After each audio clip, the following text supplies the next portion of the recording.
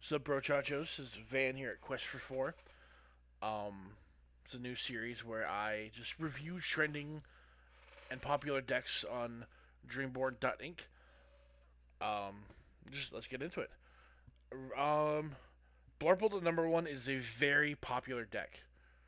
Let's just take a look at it. Okay, so for the one drops, you got Turnabout's followers, one inkable, 2/1, one lore, and whenever it quests, you may banish them to draw a card. That may is very important because if you need a card draw, you can choose when to do it. But otherwise, there's just maybe no reason to draw a card yet, and just a couple turns, get a couple, get a couple lore, and a couple lore may mean a game. You never know. The card draw is very good. I just don't think you should just turn one, play it, turn two, quest, sack to draw. Pascal's always good. I mean, evasive is incredibly strong in my opinion. Um, it's just the stipulation that you have to have another character out balances him from being a one drop with evasive, but he's still pretty good. 4 on 4 is pretty good. Madame Snake, a 3/3 for two is pretty good. The bounce mechanic balances it, but in this deck, it's great because the bounce mechanic is used a lot, especially with Merlin Crab and Merlin Rabbit, and Merlin Goat. Merlin Goat, my favorite Merlin card. And then there's Judy Hopps. You can keep bouncing to banish items. Maleficent to draw cards. Hiram Flaversham. If you don't, well, this should be four, by the way. Um, if you don't want to quest so he can be attacked, like if they have like a Maui or Scar out, um, bouncing Elsa, huge control, huge control. I can see why they have two because she's uninkable and she costs 8. I would honestly run 3 just because she's that good. But maybe not 4 because that's a little too many uninkables. I mean the uninkable to inkable rate's pretty good, but you don't want 4 uninkable 8 cost cards. Uh, Merlin Goat's always good if you're playing your purple deck. I mean Amethyst pretty much relies on the Madame Mim and Merlin cards, just pretty much because there's nothing else in meta right now that I can think of that has seen much play except for Jafar Wheel, and even then he uses those. So nothing really. Um, Mickey Mouse Detective. Yeah, see, you keep bouncing Mickey Mouse, playing him, getting ramping up that ink, so you can play your Elsas and your Yzmas. Yzma's good for removal or card draw. Like if you have a character out that you just don't need, you can just play to draw 2 cards. Um, Bouncing a character is always good. Plus, I mean, if you don't need to, or if there's no character yet, you can just ink it. Friends on the other side always a 4 because you can sing it and you draw 2 cards. It's a staple in the game, in my period, in my opinion. Should be 4 pops. If you're running Hiram, 4 popsicles. Period. It's a one drop card draw, and it. I mean, the secondary ability is okay. Um, it's better if you have a Madam Mim Fox out because the 4/3, but it's just a card draw. You can draw 3 cards off of 5. Yeah, 5 mana. Ink. Sorry, playing Magic for a long time. Um, it isn't a bad card. I per I mean, I understand this is a very popular and good deck. I just think it doesn't need this. You take this out, add one Hiram, one Elsa, and one Popsicle, and I think this deck would be perfect. It's a 4 cost with 9 life and 2 lower turn. But do you really need that when when you have all this stuff? You can just control the game. Yeah. I mean, regardless, still that being the one thing, this deck is like 9 out of 10. Very strong, very good.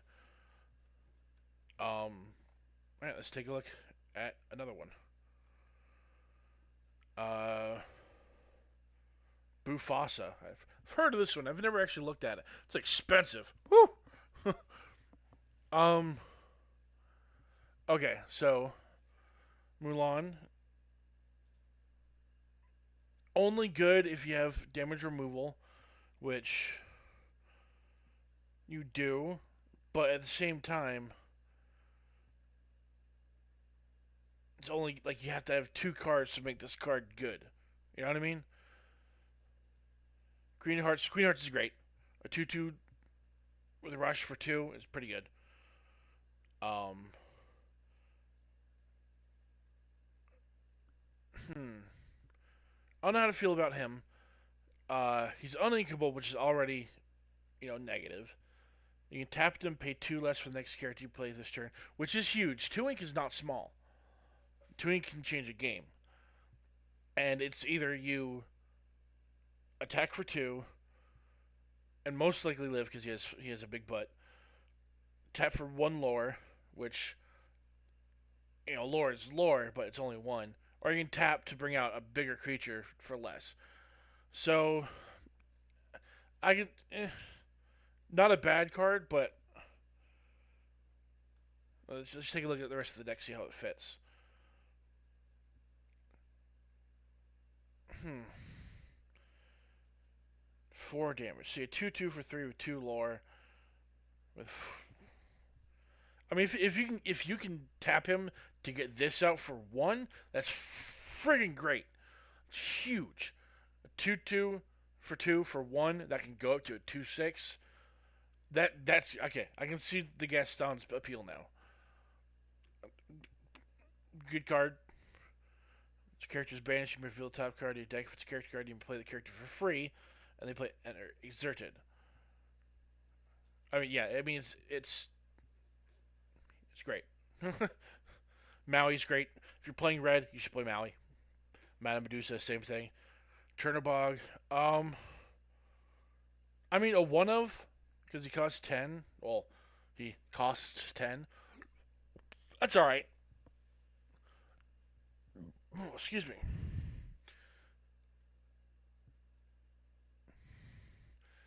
I don't know how I feel about the inner play with 3 damage, because you have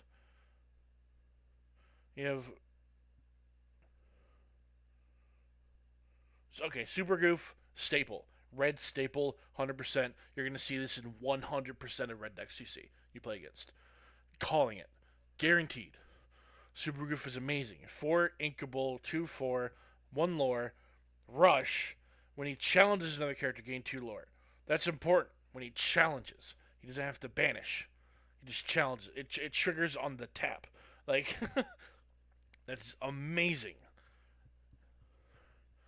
Hercules, Rush, Reckless, 7/3 for 5 uninkable. Uh, I mean, where's Maui? You have 4 Mauis? Okay.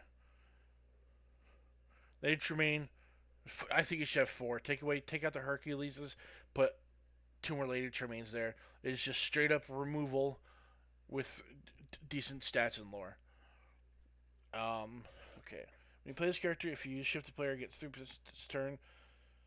During your turn, whenever this character deals damage to another character in a challenge, deal the same amount of damage to 2 other chosen. That's pretty good.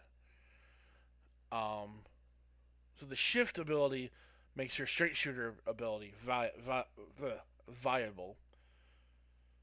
So she comes for 5 ink. She comes out as a 5/6 with that can attack that turn, and then she can just deal. I don't know if it works like magic, where like if something with 4 power attacks something with 1 toughness, it still deals 5 damage to it. But still, that's my first time seeing this card, and that's pretty good to be honest. For 6 mana, that's a lot of stuff going on. That's going to be like a $40 card. Overall, I it's just aggro as hell as heck. Excuse me. And I like it. I'm an aggro player. When I was played Magic the Gathering, I played a Krenko commander deck.